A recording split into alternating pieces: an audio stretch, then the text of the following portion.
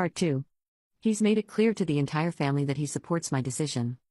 Unfortunately, Melissa has escalated her social media campaign, now directly calling me out by name and posting old family photos where my mom is wearing the jewelry set, with captions like "Remember when family heirlooms were actually shared with family? Now my selfish cousin is hoarding them all." She's even started a family group chat, excluding me, where she's asking relatives to pressure me into doing the right thing. Some relatives have reached out privately to tell me they're on my side but don't want to say so publicly to avoid drama. Others have fully taken my aunt's side and are flooding my inbox with guilt-tripping messages. One cousin suggested a compromise where I let Melissa wear the jewelry for her wedding but keep ownership, which might have been reasonable if they hadn't already tried to steal my keys. The worst part is that my aunt has now started telling people that my mom actually promised her the jewelry before she died, which is a complete fabrication. I have her will and a handwritten letter specifically stating her wishes for the jewelry to go to me, so legally I'm protected, but emotionally it's devastating to hear my aunt trying to rewrite history and tarnish my mom's memory. I've decided to take a step back from family interactions for now, focusing on protecting myself legally and emotionally. I've blocked Melissa on social media, changed the location of my safe deposit box, and am keeping my distance while my lawyer handles communications. It hurts to see family turning against each other like this, especially over something that should be respected as my mother's final wish. I'll update again if anything significant happens, but for now, I'm trying to heal and protect both the jewelry and my own mental health from this toxic situation. Update 2, 1 month later. It's been a month since my last update, and things have somehow managed to get both better and worse. First, the good news: my aunt's lawyer backed down completely after my lawyers sent documentation proving the jewelry was legally left to me, including my mom's will, the handwritten letter, and statements from 2 witnesses who were present when my mom gave me the jewelry. My lawyer made it absolutely clear that any further legal threats would result in a harassment suit. My aunt was furious when her lawyer told her they couldn't proceed, and apparently, she had a complete meltdown. My younger aunt, the supportive one, told me that my older aunt had been convinced she could intimidate me into giving up the jewelry just by having a lawyer send a threatening letter. She never expected me to get my own legal representation or to have such solid documentation. Unfortunately, this has resulted in an even deeper family rift. My aunt and uncle have now resorted to spreading vicious rumors about me to extended family and family friends. They're telling people that I'm selling pieces of the jewelry to fund a lavish lifestyle, completely untrue, that I've always been jealous of Melissa, and even suggesting that I manipulated my mother while she was ill to ensure I got the jewelry. It's disgusting and hurtful, especially dragging my mother's final days into their lies. On the brighter side, these outlandish claims have actually caused several family members who were on the fence to reach out and offer their support to me. They could see how ridiculous and desperate these accusations were.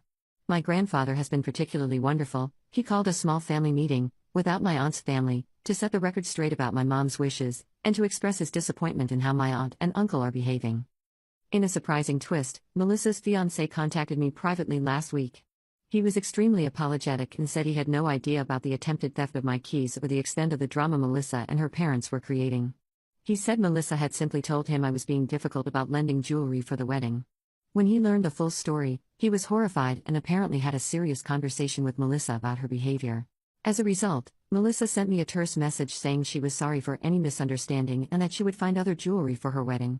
It wasn't exactly heartfelt, but at least she's backing off. However, her parents are still fuming and continuing their campaign against me. They're now refusing to attend any family events where I'm present, which is creating scheduling nightmares for other relatives trying to plan gatherings. The most painful development is that several older family members have reached out to essentially say, "Just lend her the jewelry to keep the peace, it's what your mother would have wanted."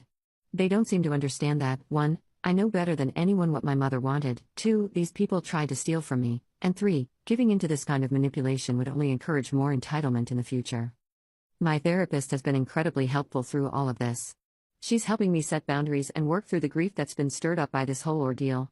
She pointed out that this situation isn't really about jewelry, it's about respecting my mother's memory and wishes, and about family dynamics that have been problematic for years.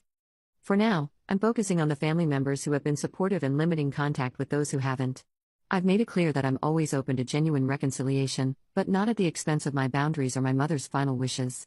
The jewelry remains safely stored away, and I've had a security system installed in my apartment just in case my aunt gets any more ideas about borrowing the jewelry.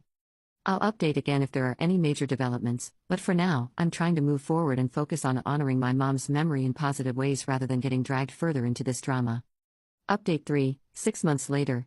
It's been 6 months since my last update, and I thought I should share how things have progressed, as there have been some significant developments in this whole family saga. First, Melissa got married 3 weeks ago. As far as I know, she wore jewelry borrowed from her new mother-in-law.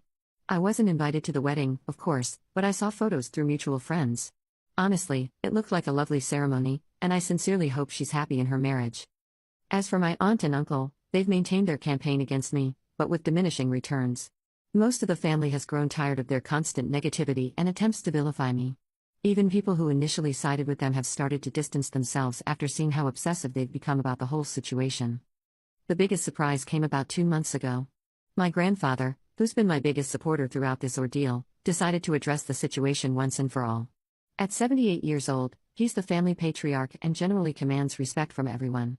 He invited the entire extended family, except me, to his house for dinner, and according to my supportive aunt who was there, he didn't mince words.